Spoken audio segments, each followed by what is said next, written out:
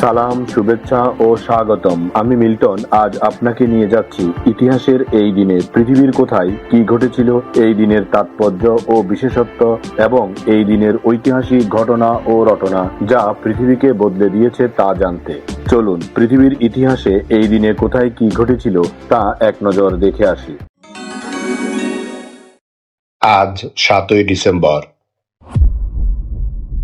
প্রথমেই পৃথিবীর ইতিহাসে এই দিনের আলোচিত, সমালোচিত এবং বিখ্যাত সব ঐতিহাসিক ঘটনা ও রটনা জেনে নেই।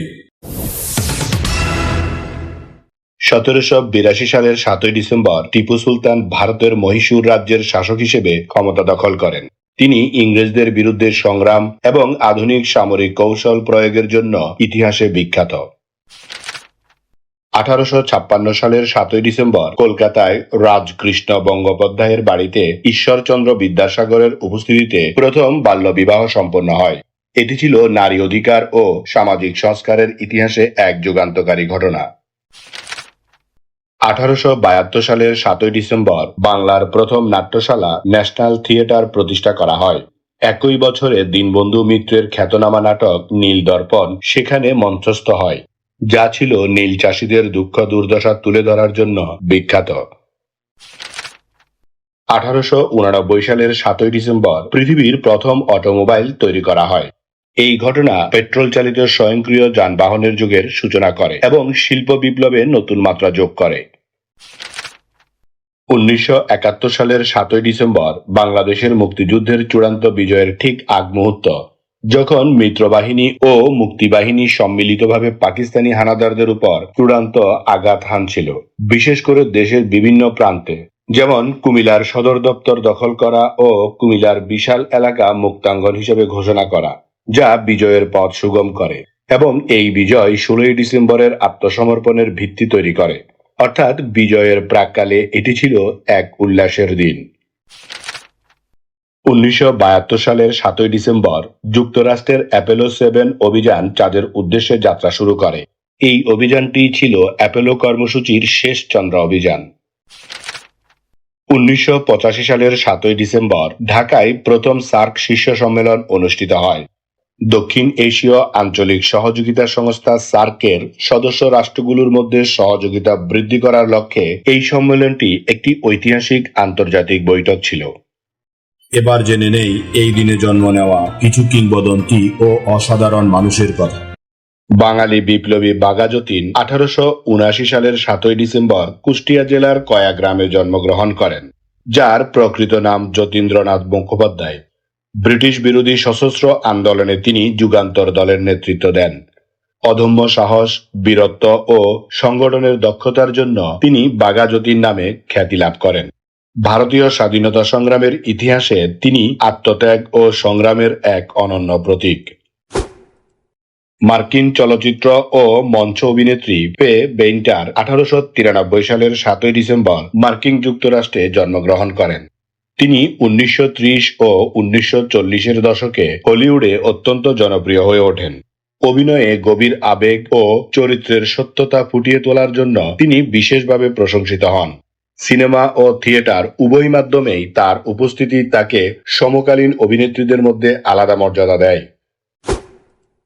মার্কিন ভাষাবিজ্ঞানী ও দার্শনিক নোম চমস্কি 1928 সালের 7ই ডিসেম্বর পেনসিলভেনিয়ার ফিলাডেলফিয়ার পূর্ব ওকল্যান্ডে জন্মগ্রহণ করেন।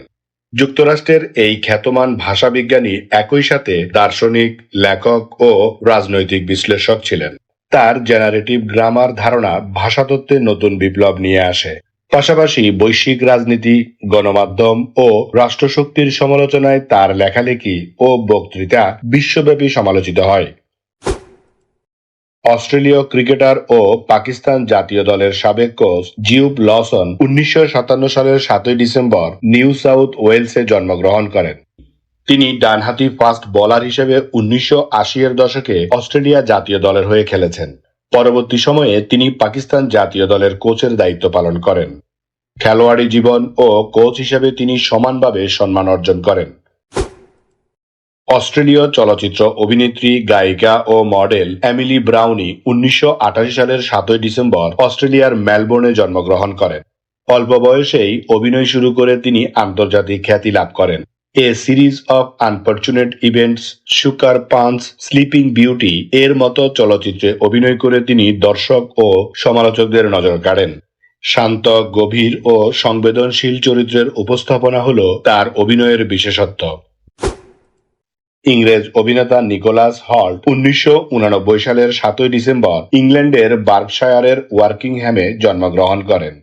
অ্যাবাউট এ বয়, এক্স-ম্যান, মিডম্যান, প্রুরি রোড চলচ্চিত্রে তার অভিনয় বিশেষভাবে প্রশংসিত হয়। চলচ্চিত্র ও টেলিভিশন উভয় মাধ্যমেই তিনি বৈচিত্র্যময় চরিত্রে কাজ করেছেন এবং সমসাময়িক জনপ্রিয় অভিনয় শিল্পীদের মধ্যে নিজেকে প্রতিষ্ঠিত করেছেন। ইংরেজ প্রমিলা ক্রিকেটার অ্যানিয়াস রাবসোল 1991 সালের 7 ডিসেম্বর ইংল্যান্ডের সামারসেটের বাতে জন্মগ্রহণ করেন। তিনি ডানহাতি মিডিয়াম পেস বোলার হিসেবে ইংল্যান্ড মহিলা জাতীয় দলে খেলেছেন। আইসিসি নারী ক্রিকেট বিশ্বকাপ সহ বিভিন্ন প্রতিযোগিতায় তার বোলিং ইংল্যান্ডের সাফল্যে বড় ভূমিকা রাখে। গুরুত্বপূর্ণ ম্যাচে আক্রমণাত্মক স্পেল এবং উইকেট সংগ্রহের জন্য তিনি বেশ পরিচিত ছিলেন। স্মরণ করছি এই দিনে চলে যাওয়া কিছু কিংবদন্তি ও অসাধারণ মানুষের কথা। মার্কিন কার্টুনিস্ট, স্থপতি, লেখক, প্রকৌশলী ও আবিষ্কারক রুব গোল্ডবার্গ 1970 সালের 7 ডিসেম্বর মৃত্যুবরণ করেন। তার সৃষ্টিগুলো বিজ্ঞানের কৌতূহল, মজা ও সৃজনশীলতা একসঙ্গে মিলিয়ে নতুন ধারা তৈরি করে। 1948 সালে কার্টুন তৈরির জন্য তিনি পুলিৎজার পুরস্কার লাভ করেন। তাছাড়া বিজ্ঞান প্রেমী ও ডিজাইনারদের কাছে আজও তার নাম সৃজনশীলতার প্রতীক হয়ে আছে। বাংলাদেশী রাজনীতিবিদ এবং লেখক আতাউর রহমান খান 1991 সালের 7 ডিসেম্বর মৃত্যুবরণ করেন। পাকিস্তান আমলে তিনি গণতন্ত্র প্রতিষ্ঠায় সক্রিয় ভূমিকা পালন করেন এবং তিনি 1957 সাল থেকে 1958 সাল পর্যন্ত পাকিস্তানের মুখ্যমন্ত্রী হিসেবে দায়িত্ব পালন করেন।